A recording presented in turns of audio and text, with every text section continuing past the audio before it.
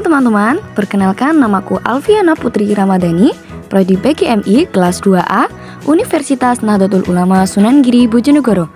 Nah, aku di sini akan membuat video untuk penugasan UAS mata kuliah IPA yang berjudul Sistem Pernafasan Manusia dan Gangguan-gangguannya serta cara mengatasinya. Sebelum kita mulai ke materi, yuk jangan lupa kita tekan tombol subscribe. Proses pernafasan pada manusia. Sistem pernafasan pada manusia adalah proses masuknya gas oksigen ke dalam tubuh kita dan diproses di dalam paru-paru, kemudian dikeluarkannya gas karbon dioksida setelah proses di dalam paru-paru selesai. Atau lebih sederhananya, sistem pernafasan pada manusia adalah kegiatan menghirup udara yang mengandung oksigen atau biasa disebut O2 dan mengeluarkan udara yang mengandung karbon dioksida atau disebut CO2. Selain itu, kita juga membutuhkan alat-alat untuk membantu pernapasan kita. Alat-alat pernapasan pada manusia dibagi menjadi 3 teman-teman. Yang pertama ada hidung, tenggorokan, dan paru-paru. Hidung adalah alat pertama udara sebelum menuju ke paru-paru. Nah, di dalam hidung, udara yang masuk itu akan disaring oleh rambut-rambut hidung. Tenggorokan, setelah dari hidung, udara menuju ke tenggorokan.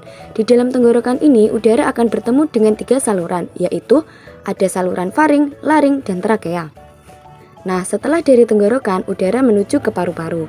Di paru-paru ini, udara akan bertemu dengan 2 saluran yang bernama bronkus, lalu bertemu lagi dengan cabang-cabang bronkus yang paling kecil yang bernama bronkeolus. Kemudian menuju ke dalam alveolus yang berfungsi sebagai pertukaran karbon dioksida dengan uap air dan oksigen.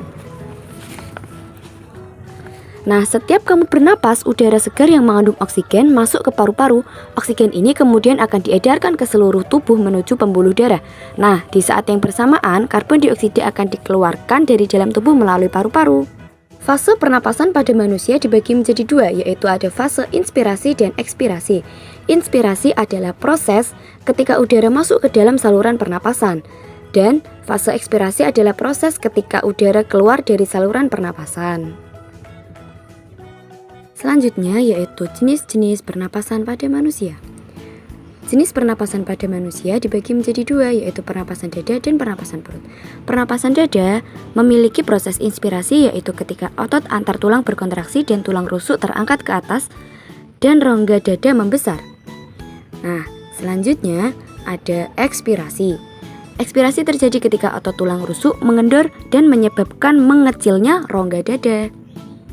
Selanjutnya pernapasan perut. Selama inspirasi, otot diafragma berkontraksi sehingga proses permukaan diafragma menjadi terdakar sehingga menjadikan volume membesar. Terus ekspirasi, otot diafragma mengalami relaksasi sehingga menjadikan otot diafragma menjadi lebih mengecil.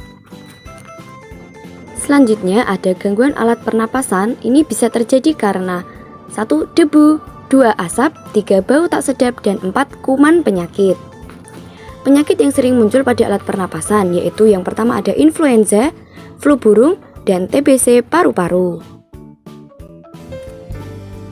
Nah, bagaimana cara kita untuk mencegahnya dan mengatasi penyakit-penyakit yang sering muncul pada alat pernapasan pada manusia? Nah, ada 3 cara untuk menjaga paru-paru kita agar tetap sehat. Yang pertama, tidak merokok. Ini bagi kaum laki-laki ya, buat sahabat-sahabat laki-laki, para cowok untuk mengurangi rokoknya karena itu sangat berbahaya bagi paru-paru kita. Terus yang kedua yaitu rajin berolahraga. Nah, kita harus rajin berolahraga, menghirup udara sehat agar pernapasan dan paru-paru kita sehat. Yang ketiga yaitu makan makanan yang sehat. Kita juga harus mengatur pola makan kita loh teman-teman, tidak asal sembarang makan makanan yang ada loh ya. Nah, selain itu kita juga harus mencuci tangan sebelum melakukan sesuatu agar terhindar dari kuman-kuman penyakit sebelum masuk ke dalam tubuh kita, sehingga pernapasan dan paru-paru kita bisa menjadi lebih sehat dan terjaga. Nah, mulai hari ini kita harus membiasakan untuk menjaga kesehatan paru-paru dan pernapasan kita, membudidayakan untuk hidup sehat. Oke teman-teman? Nah, Cukup sekian yang dapat kita pelajari pada materi kita kali ini. Semoga bisa bermanfaat dan bisa menambah pelajaran bagi kita semua. Sampai jumpa di materi selanjutnya. Tetap semangat belajar ya teman-teman. Bye-bye.